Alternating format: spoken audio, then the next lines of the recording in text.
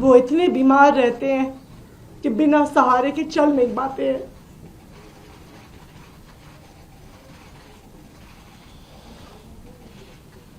देखिए, election announce होने के बाद भी करीब 10 दिन तक वोटर एडिशन डिलीशन की प्रक्रिया चलती है। हमारी ये मांग है कि जो नई दिल्ली में एक बहुत बड़ा घोटाला सामने आया है, सबसे पहले उस पे इन्वेस्टिगेशन होना जरूरी है। एक बहुत बड़े स्केल पे फ्रॉड हो रहा है।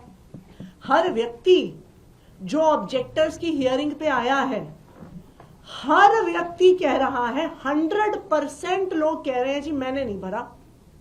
ये बिल्कुल वही है, ये घोस्ट ऑब्जेक्टर्स हैं।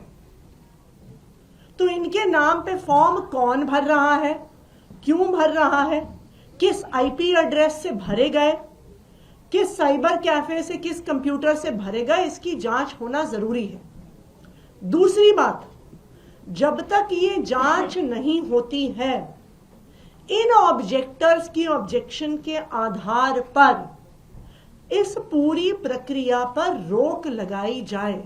बिकॉज ये बिल्कुल साफ है कि अगर आप 1 लाख वोटर्स की विधानसभा में 6% वोट काट दें और 10% वोट जोड़ दें, ये तो पूरे चुनाव के गणित को ही उलटफेर कर देगा। तो ये बिल्कुल क्लियर कट कॉन्स्पिरेसी है अरविंद केजरीवाल जी के चुनाव में हेर फेर करने की, और इसीलिए हमने चीफ इलेक्शन कमिश्नर से इसके लिए समय मांगा। आपसे 2 सवाल हैं। क्या इस मामले को आप लोग कोर्ट भी ले जा सकते हैं? क्या ये आपके पास ऑप्शन है? क्योंकि अब जो फाइनल लिस्ट है जो मतदाताओं की वो जारी हो रही है। दूसरा सवाल आपसे रिलेटेड है, क्योंकि कालका जी के जो प्रत्याशी बीजेपी ने बनाए हैं, उन्होंने कल जिस तरीके की टिप्पणी की है उसको आपने भी सुना होगा। किस तरीके से आप उसे देखते हैं और क्या आपकी प्रतिक्रिया है? देखिए, जो आपका पहला सवाल है कोर्ट को लेके, हम सबसे पहले इलेक्शन कमीशन के पास जाएंगे। कुछ दिन पहले इस वोटर डिलीशन के मुद्दे को लेके हम चीफ इलेक्शन कमिश्नर से भी मिले थे और बहुत पॉजिटिव रिस्पांस सीईसी का, चीफ इलेक्शन कमिश्नर का रहा था। और उन्होंने उसके बाद ये आदेश पारित किए थे कि किसी भी वोटर डिलीशन की जब फील्ड वेरिफिकेशन होती है तो सब पार्टी के प्रतिनिधियों को बताया जाएगा और वो चुनाव अधिकारियों के साथ इंस्पेक्शन के लिए जाएंगे।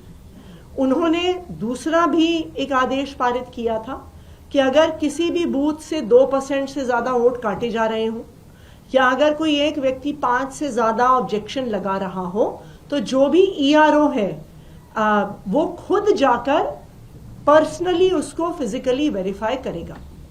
तो हम चीफ इलेक्शन कमिश्नर के जो इंटरवेंशंस थे उनसे बहुत संतुष्ट थे, क्योंकि उन्होंने भी लोकतंत्र को बचाने के लिए आदेश दिए। अभी भी हमने उनसे समय मांगा है कि हम उनको इस पूरे वोटर घोटाले के बारे में बताएंगे, और हमें उम्मीद है कि कोर्ट जाने की जरूरत नहीं पड़ेगी। इलेक्शन कमीशन द्वारा ही इस इन्वेस्टिगेशन को शुरू किया जाएगा। ये रमेश बिधूड़ी के बयान पे आपका? मैं रमेश बिधूड़ी जी को कहना चाहूंगी, मेरे पिताजी जिंदगी भर शिक्षक रहे।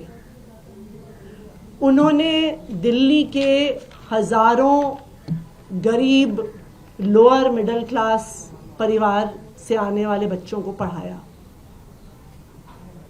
आज वो 80 साल के हो गए हैं।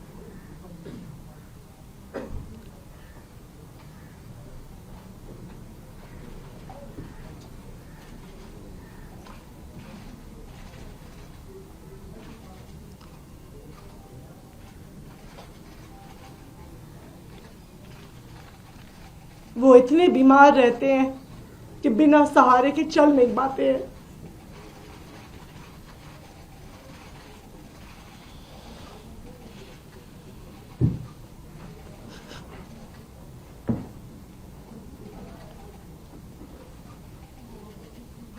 आप चुनाव के लिए इतनी घटिया हरकत करेंगे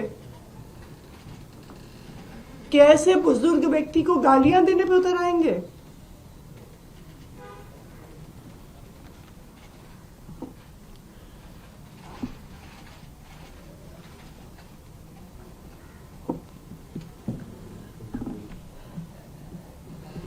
इस देश की राजनीति इतने घटिया स्तर पर गिर सकती है, मैं कभी सोच नहीं सकती थी।